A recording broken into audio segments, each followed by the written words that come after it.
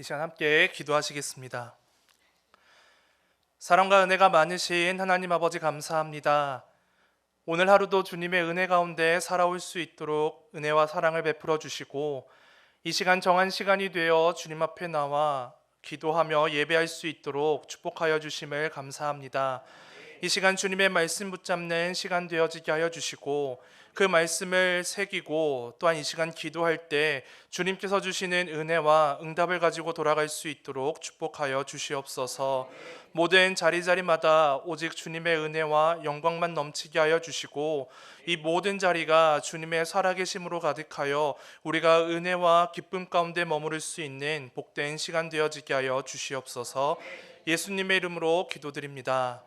아멘. 할렐루야. 금요기도에 나오신 우리 모든 성도님들을 환영하고 축복합니다. 이 시간 내 신앙의 윤활유라고 하는 제목으로 함께 말씀을 나누려고 합니다. 오늘 말씀을 통해 우리 모두가 하나님의 은혜를 가지고 돌아가는 복된 시간 되어지기를 주님의 이름으로 축복합니다. 자가용을 가지고 계신 성도님들은 잘 아시겠지만 자동차는 정기적으로 점검해야 되는 것들이 몇 가지가 있습니다. 그 중에 한 가지는 바로 윤활유입니다. 우리가 잘 알고 있는 것처럼 브레이크 오일이라든가 아니면 엔진 오일 같은 것들이 윤활유인데 이것은 다 액체로 이루어져 있습니다. 그러다 보니 커다란 자동차를 생각했을 때 윤활유는 참 별것 아닌 것처럼 보여지고 또 우리가 그렇게 생각할 수도 있습니다. 하지만 차가 정상적으로 작동하고 또 우리가 안전하게 차를 이용하기 위해서는 반드시 그 윤활유를 정기적으로 점검해야 합니다. 왜냐하면 이 윤활유가 자동차의 심장과도 같은 엔진을 보호해줘서 그 자동차가 언덕을 올라가고 때로는 울퉁불퉁한 그러한 길을 달려갈 때 안전하게 달려갈 수 있도록 도움을 주기 때문에 그렇습니다. 그러한 시각에서 봤을 때 우리의 신앙도 마찬가지입니다. 우리도 때로는 오르막길을 올라가야 될 때도 있고 때로는 울퉁불퉁한 그러한 길을 달려가야 할 때도 있습니다. 이때 우리 가운데 신앙의 윤활유가 있다라고 한다면 우리는 어떠한 상황 앞에서도 우리의 믿음을 안전하게 보호할 수 있습니다. 더 나아가서는 우리의 삶이 주님의 말씀 안에서 건강하고 또 성숙한 삶을 향하여 달려갈 수 있다라고 하는 것입니다.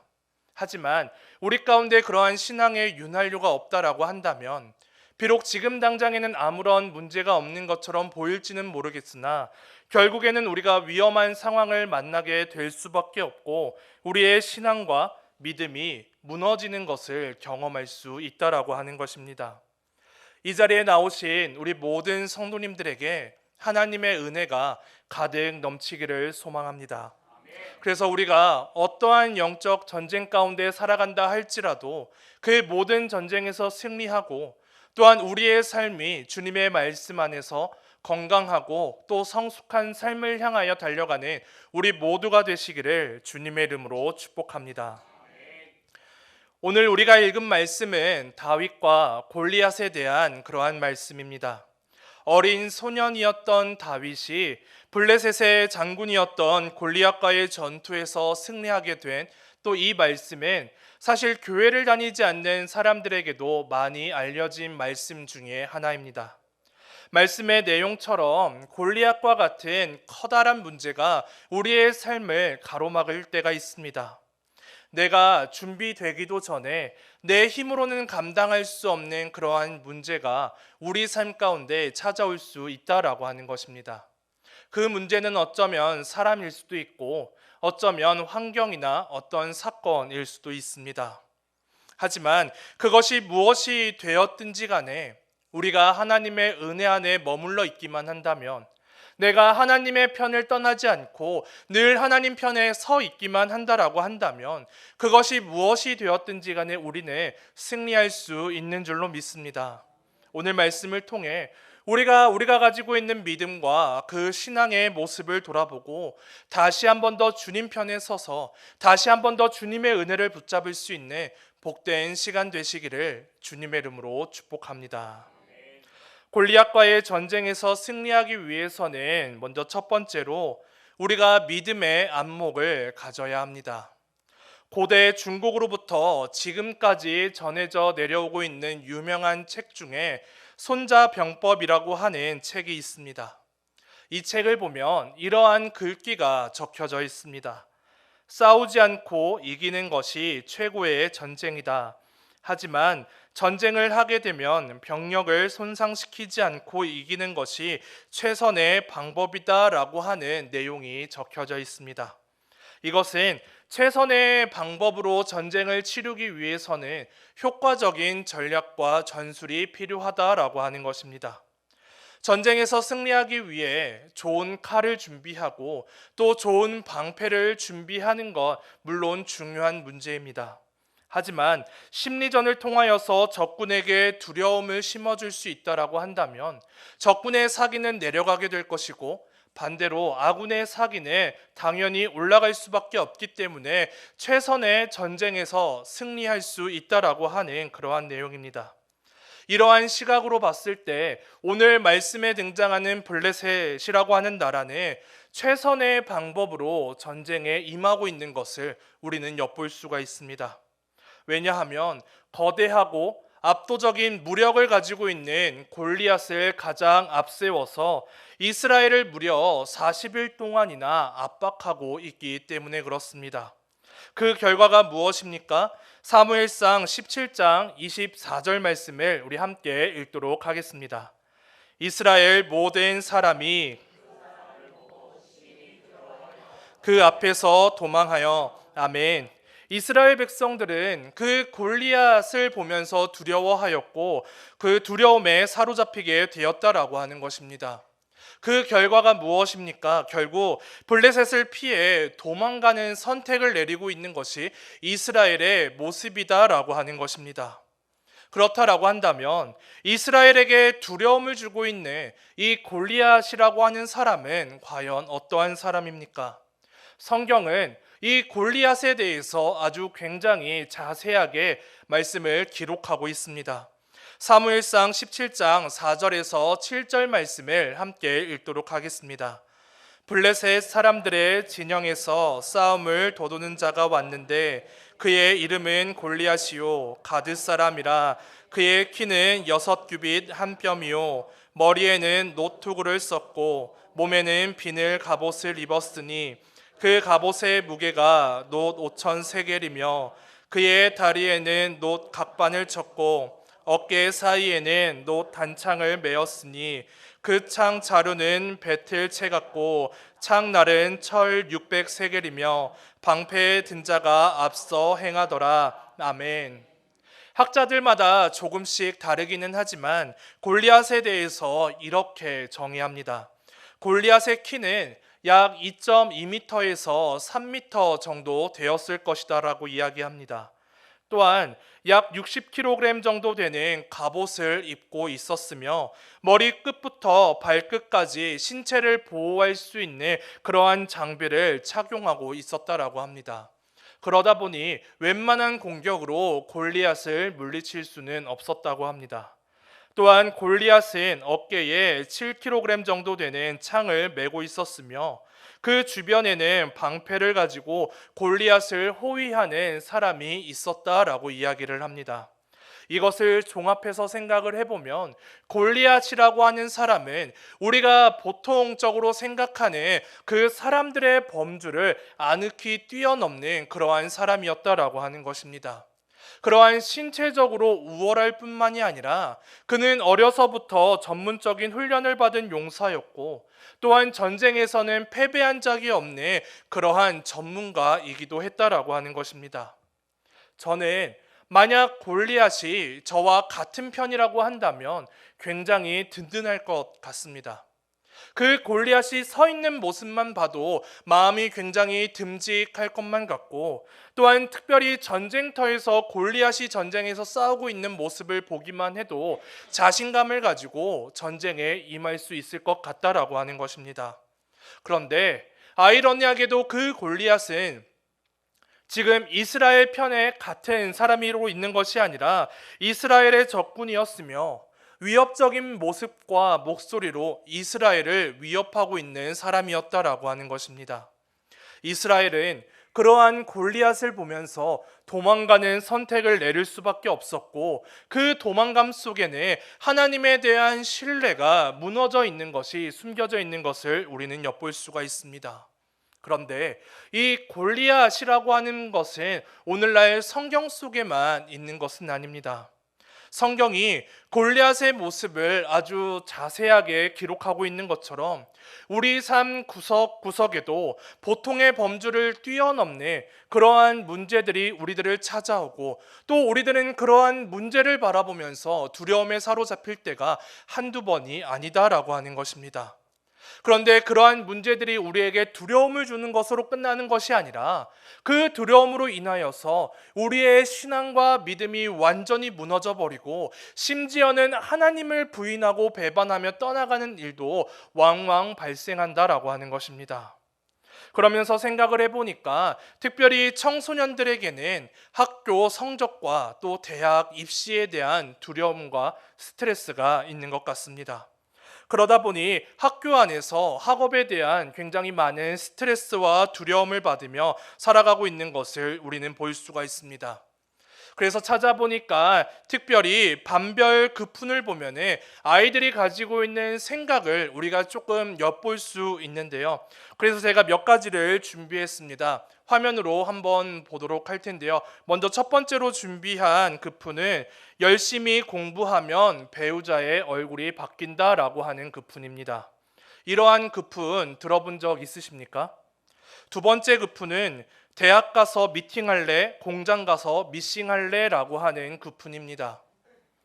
세 번째 급훈은 좀 슬픈 이야기이기는 하지만 합격자의 명단에 귀하의 이름은 없습니다 라고 하는 그러한 급훈도 있다라고 합니다. 지금도 학교에서 버젓이 칠판 위에 급훈으로 올려져 있는 그러한 문구들이고, 많은 학생들이 또 이러한 급훈을 보면서 또 학업에 매진하고 있다라고 하는 것을 우리는 확인할 수가 있습니다. 참 재치 있고 또 유머 있게 표현한 급훈이기는 하지만, 이것을 반대로 생각해 보면 그만큼 학업에 대한 스트레스와 두려움을 가지고 이 땅을 살아가고 있는 것이 오늘날 우리 사회 청소년들의 모습이 아닐까라는 것을 생각해 보게 됩니다. 그렇다라고 한다면 이제 청소년들이 대학에 들어가기만 하면 모든 두려움과 스트레스가 다 끝이 납니까? 또한 그렇지가 않습니다. 대학 졸업을 앞둔 청년들에게는 취업에 대한 그러한 두려움과 스트레스가 있습니다. 결혼을 준비하는 예비 부부들에게는 이제 신혼집 마련에 대한 스트레스가 있고, 앞으로 신혼생활을 어떻게 해가야 될지에 대한 두려움을 가지고 있습니다. 결혼을 한 뒤에는 어떻습니까? 결혼을 한 뒤에는 우리가 잘 알고 있는 육아 전쟁을 치러야만 합니다. 그리고 그 후에 아이들이 커가는 것을 보면서 이제는 생존 전쟁을 치러야 된다라고들 이야기를 합니다. 그런데 우리의 삶 가운데 있는 그러한 어려움들은 이것으로 끝나지가 않습니다. 예수님을 믿는 우리들에게는 세상 사람들과는 다르게 또 한 가지 또 전쟁이 있는데, 그것은 바로 영적 전쟁입니다. 우리는 어떻게 우리가 사탄의 공격 앞에서 우리의 신앙과 믿음을 지키며 살아갈 수 있을까라는 것을 걱정하고 염려합니다. 내 삶 속에서 신앙을 지키고 우리가 더욱더 성숙한 삶을 살기 위해서 어떻게 해야 될까라는 것을 고민합니다. 하나님께서 나에게 주신 사명을 우리가 어떻게 감당할 수 있을까라는 것을 걱정하기도 하고, 주님의 몸된 교회를 우리가 어떻게 세워갈 수 있을까라고 하는 것을 고민하기도 합니다. 우리가 믿음의 성도들이라고 한다면 이러한 걱정과 고민을 가지고 있으며, 이것이 바로 우리가 오늘 영적 전쟁을 치르며 이 땅을 살고 있다라고 하는 증거이기도 하다라고 하는 것입니다. 물론 구체적인 모습은 다 다를 수 있겠지만 우리의 삶 가운데는 골리앗과 같은 커다란 문제가 있다라고 하는 것입니다. 그리고 분명한 것은 내 힘으로는 그 모든 문제를 완벽하게 감당해 낼 수 없다라고 하는 것입니다. 물론 우리는 신앙생활을 하고 있고 또한 믿음을 가지고 있기 때문에 지금 당장 내 눈앞에 있는 이 골리앗과 같은 문제를 넘어가기만 한다면 하나님께서 우리에게 예비하신 은혜와 축복을 누릴 수 있다라고 하는 사실은 분명히 알고 있습니다. 하지만 당장 내 삶 가운데 있는 그러한 문제들을 넘어가기가 결코 쉽지 않다라고 하는 것입니다. 성도님들께서는 어떠십니까? 그런데 만약 오늘 골리앗과 같은 문제를 만나 이 땅을 살아가고 계신 성도님들이 계시다라고 한다면 오늘 다윗을 주목해 보기를 소망합니다. 지금 다윗은 아버지의 심부름으로 형들을 찾아온 어린 소년이었습니다. 또한 지금까지 살면서 갑옷을 입어보거나 어떤 전문적인 군사 훈련을 받아본 적 없는 그러한 사람이었습니다. 다윗은 주로 들판에서 생활했고 양들을 치며 살아온 어린 목동에 불과한 사람이었다라고 하는 것입니다. 그런데 놀랍게도 다윗은 골리앗을 보고 전혀 두려워하지 않았다라고 하는 것입니다. 오히려 두려움에 떨고 있는 사울 왕을 찾아가서 내가 골리앗과 싸우겠다라고 이야기를 합니다. 사무엘상 17장 32절 말씀을 함께 읽겠습니다. 다윗이 사울에게 말하되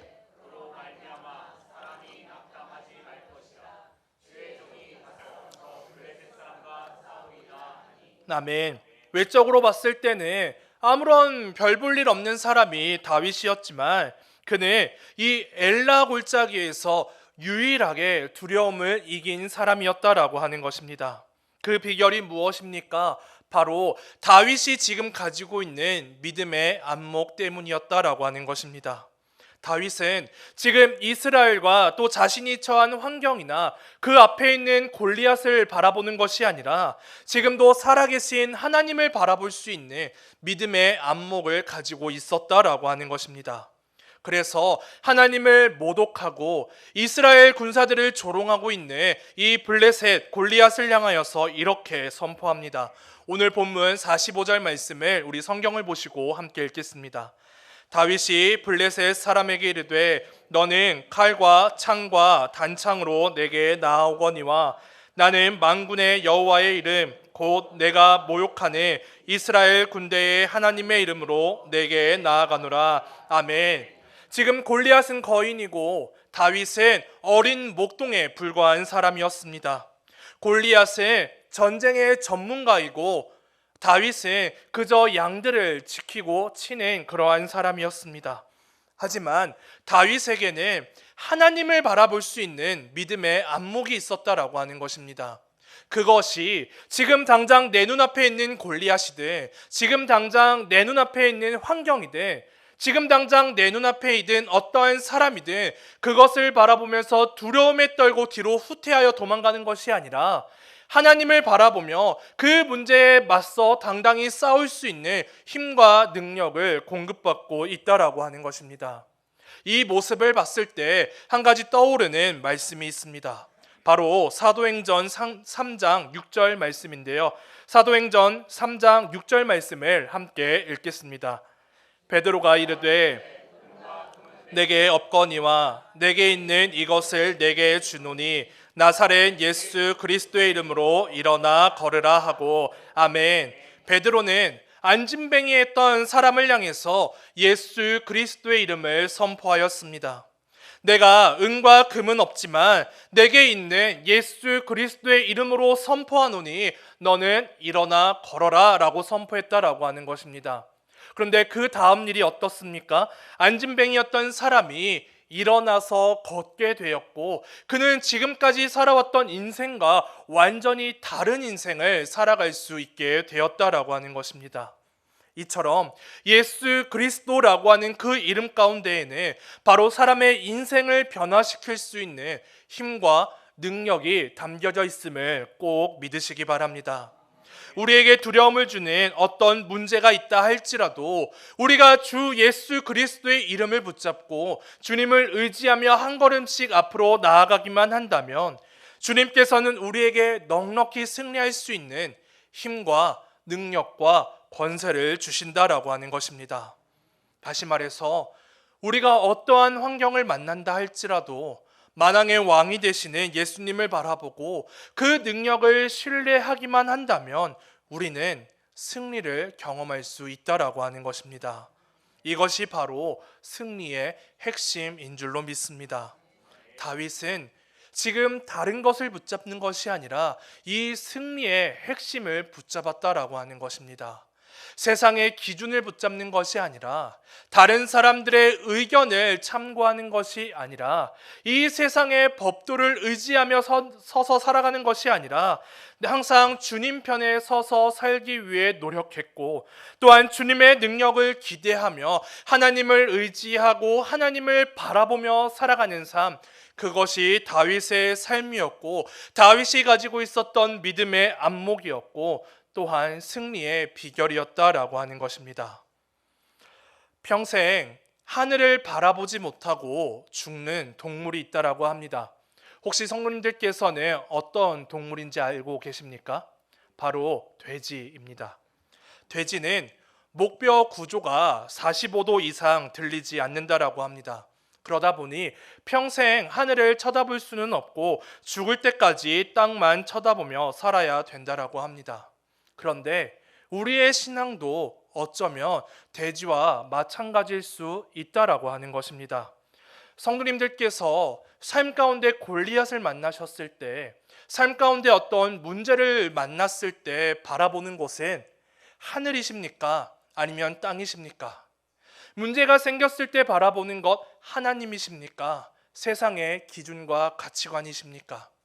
우리는 믿음을 가지고 있다라고 이야기는 하지만 하나님을 믿고 예수님을 사랑한다라고 고백하기는 하지만 문제가 있을 때 하나님을 먼저 찾고 예수님께 은혜를 구하는 것이 아니라 나도 모르게 세상의 기준을 따라가고 세상의 어떤 법도를 추구하고 세상의 문화 속에서 내 문제의 해결 방안을 찾기 위해 노력할 수 있다라고 하는 것입니다. 계속되는 전쟁과 두려움 속에서 하나님을 찾지 못한 채 이 땅을 살아가는 성도들이 있을 수 있다라고 하는 것입니다. 만약 우리 가운데 그러한 성도님들이 계시다라고 한다면 이 시간 주님께서 우리가 가지고 있는 믿음의 눈을 열어주셔서 주님을 바라볼 수 있게 해주시는 은혜와 축복이 우리 가운데 넘치기를 소망합니다. 우리가 믿음의 안목을 가질 때 어떠한 두려움 속에서도 우리는 담대함을 가질 수 있고 또한 끝까지 믿음의 길을 걸어갈 수 있는 줄로 믿습니다. 사랑하는 성도 여러분, 우리는 예수님을 믿습니다. 하나님을 향하여서 사랑합니다 라고 고백합니다. 하지만 나에게 믿음이 있다라고 해서 이 세상 가운데 문제가 없는 것은 아닙니다. 예수님을 믿어도 우리는 삶의 곳곳에서 여러 가지 문제들을 만날 수 있고 또 여러 가지 전쟁들을 경험할 수 있다라고 하는 것입니다. 그러한 상황에서 마치 하나님이 없는 것처럼 이 땅만 바라보며 살아갈 수도 있을 것입니다. 모든 전쟁이 하나님께 속하였다라고 하는 것을 알고 있기는 하지만 나 혼자 내 힘으로 이 문제를 해결하기 위해 노력할 때도 있다라고 하는 것입니다. 이 시간 우리가 가지고 있는 믿음의 안목이 열려지기를 소망합니다. 우리가 가지고 있는 믿음의 눈을 들어서 지금도 우리와 함께 하시고 우리의 손을 붙잡아 주시고 우리의 길을 인도하고 계시는 그 주님의 은혜를 바라볼 수 있는 우리 모두가 되시기를 소망합니다. 예수님께서는 사람으로서는 할 수 없으나 하나님으로서는 다 하실 수 있다라고 우리에게 분명히 말씀하셨습니다. 이 말씀 붙잡고 주님을 바라보며 우리가 주님의 능력을 선포할 때 우리는 반드시 승리를 경험할 수 있는 줄로 믿습니다. 만왕의 왕이 되시는 예수 그리스도를 붙잡고 또한 주님 바라보시며 날마다 영적인 전쟁에서 승리하며 우리의 삶이 은혜와 기쁨으로 더욱더 충만해져 가기를 주님의 이름으로 축복합니다. 우리가 골리앗으로부터 승리하기 위해서는 두 번째로 사명을 향한 믿음의 발걸음을 있어야 합니다. 오늘 본문 말씀은 단순히 이스라엘과 블레셋의 전쟁 이야기가 아닙니다. 당시 전쟁은 대부분 자신들이 섬기고 있는 신의 이름을 걸고 하는 것이 대부분이었습니다. 그래서 전쟁에서 이긴 신이 더 위대한 신으로 받아들여졌다라고 하는 것입니다. 그렇다라고 한다면 지금 이스라엘과 블레셋의 전쟁이 과연 하나님께는 어떠한 의미가 있는 전쟁이었을까요? 이 전쟁은 하나님의 뜻과 하나님의 이름과 하나님의 나라를 드러내기 위해서 바로 하나님께서 이스라엘을 사용하시는 전쟁으로 우리는 생각해 볼 수 있다라고 하는 것입니다. 다시 말해서 하나님의 살아계심과 하나님의 위대하심과 하나님의 능력과 권세를 사람들에게 증거할 수 있는 사명의 자리가 바로 이스라엘과 블레셋의 전쟁의 자리였다라고 하는 것입니다. 그런데 사울과 이스라엘 백성들은 골리앗을 바라보고는 두려움에 빠져 이 사명의 자리를 뒤로하고 도망갔습니다. 하지만 오직 다윗 한 사람만이 이 사명의 자리를 향하여 발걸음을 옮겼다라고 하는 것입니다. 오늘 본문 48절, 49절 말씀을 우리 성경 보시고 함께 읽겠습니다. 블레셋 사람이 일어나 다윗에게로 마주 가까이 올 때에 다윗이 블레셋 사람을 향하여 빨리 달리며 손을 주머니에 넣어 돌을 가지고 물매로 던져 블레셋 사람의 이마를 치매 돌이 그의 이마에 박히니 땅에 엎드려지니라. 아멘. 주님을 신뢰하며 사명의 자리로 달려갔던 다윗이 마침내 골리앗을 쓰러뜨렸다라고 하는 것입니다. 다윗은 목동에 불과한 사람이었습니다. 그리고 그의 아버지조차 사실 다윗을 그렇게 대단하게 생각하지 않았습니다. 어느 날 사무엘 선지자가 이스라엘의 왕을 세우기 위하여 다윗의 집으로 찾아왔습니다. 다윗의 아버지는 다른 아들들은 다 소개시켜 주면서도 다윗은 소개시켜 주지 않았습니다. 마찬가지로 다윗의 형들 역시 다윗을 무시하고 시시하게 생각하고 있었다라고 하는 것입니다. 하지만 하나님은 다르셨습니다. 그 누구도 주목하지 않았던 작은 사람이었지만 하나님께서는 다윗을 주목하고 계셨고 그 다윗이 가지고 있는 중심을 보시며 그를 이스라엘의 왕으로 기름 부어 세우셨다라고 하는 것입니다. 하나님께서 주목하시는 것이 무엇입니까? 하나님께서 바라보시는 것은 지금 그 사람이 얼마나 화려한 군복을 입고 있느냐, 그리고 얼마나 수많은 계급장을 가지고 있느냐, 이러한 것이 아닙니다. 그 사람이 가지고 있는 중심, 그 중심이 과연 하나님을 향하고 있느냐, 이 세상을 향하고 있느냐, 바로 그 중심을 하나님께서 보신다라고 하는 것입니다. 겉으로는 연약해 보일 수도 있습니다. 하지만 하나님께서는 사명을 감당하는 사람, 그리고 그 사명을 향하여 믿음의 발걸음을 옮기는 사람을 기억하시고 그를 높이 들어서 강한 자를 무너뜨린다라고 하는 것입니다. 고린도전서 1장 27절 말씀을 함께 읽겠습니다. 그러나 하나님께서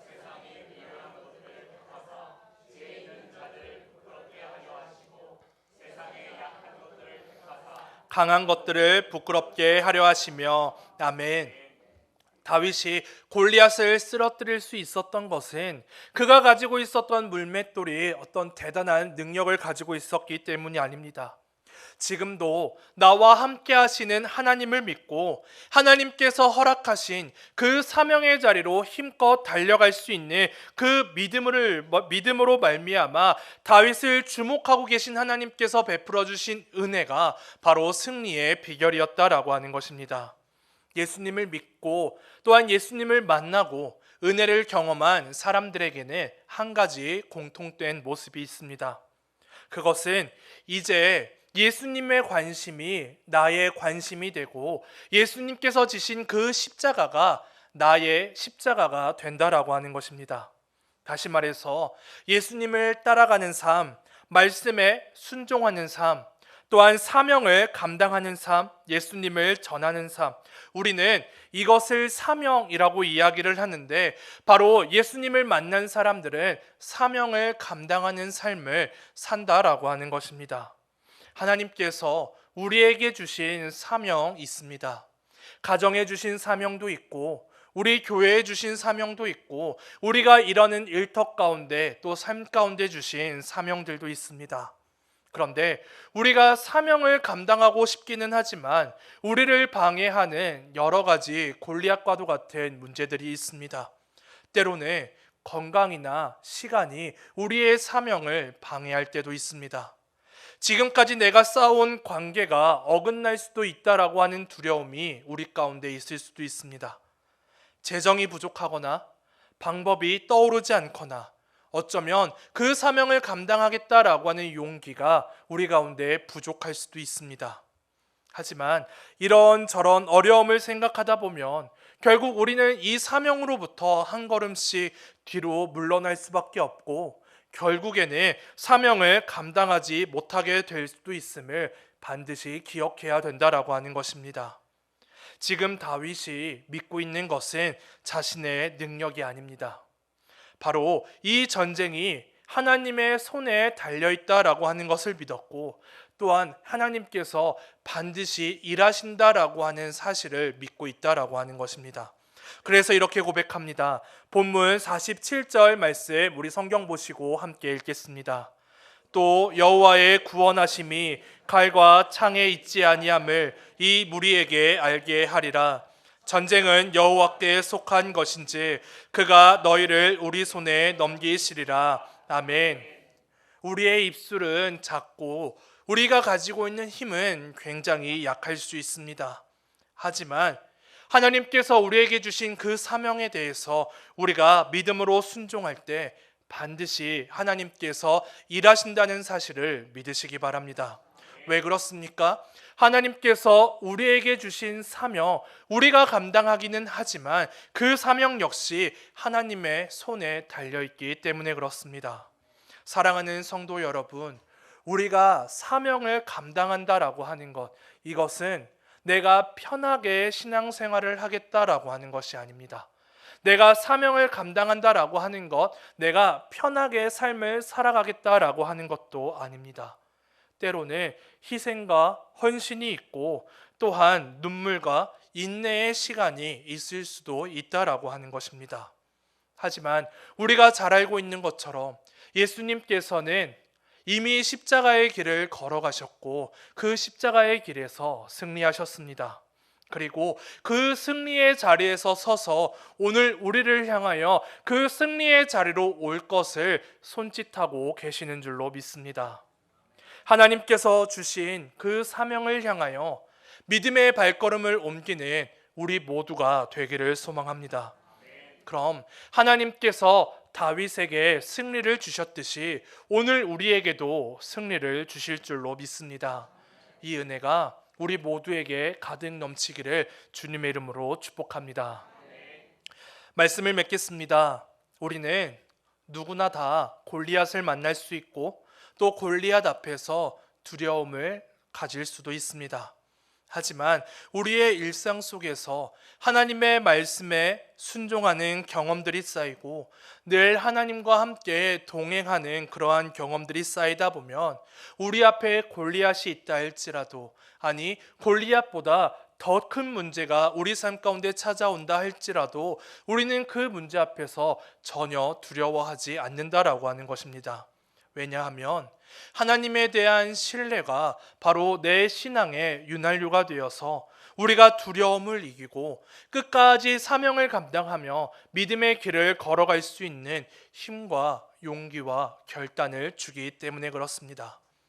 성도님들께서는 오늘 어떤 사명을 가지고 계십니까? 그리고 오늘 어떤 기도의 제목을 가지고 이 자리에 오셨습니까? 그것이 무엇이 되었든지 간에 이 시간 주님을 먼저 바라볼 수 있는 믿음의 안목이 우리 가운데 있기를 소망합니다. 또한 우리가 받은 사명에 순종할 수 있는 힘과 용기가 우리 가운데 있기를 소망합니다. 그래서 날마다 하나님의 은혜 가운데 서서 어떠한 어려움 속에서도 하나님의 살아계심과 하나님의 영광을 전하며 많은 사람들에게 믿음을 보일 수 있는 복된 삶을 살아가시는 우리 모두가 되시기를 주님의 이름으로 축복합니다. 함께 기도하시겠습니다. 사랑과 은혜가 많으신 하나님 아버지, 이 시간 주님의 은혜를 갈망합니다. 하나님께서 주신 사명을 향해 최선을 다해 노력하였지만 우리를 방해하는 골리앗을 바라보면서 두려울 때가 참 많이도 있습니다. 이 시간 다윗과 같은 마음으로 주님을 의지하기를 소망합니다. 우리의 삶과 사명 가운데 두려움이 있다면 그 두려움을 제거해 주시고 살아계신 하나님을 전하며 아름답게 쓰임받으며 살아가는 우리 모두가 될 수 있도록 축복하여 주시옵소서. 혹여 삶 가운데 가로막혀 있는 그 골리앗으로 인하여서 눈물을 흘리고 계신 그러한 성도님들이 계시다면 이 시간 주님께서 찾아가 주셔서 위로하여 주시고 그 문제 앞에서도 승리할 수 있는 새 힘과 능력을 허락해 주시옵소서. 예수님의 이름으로 기도드립니다. 아멘.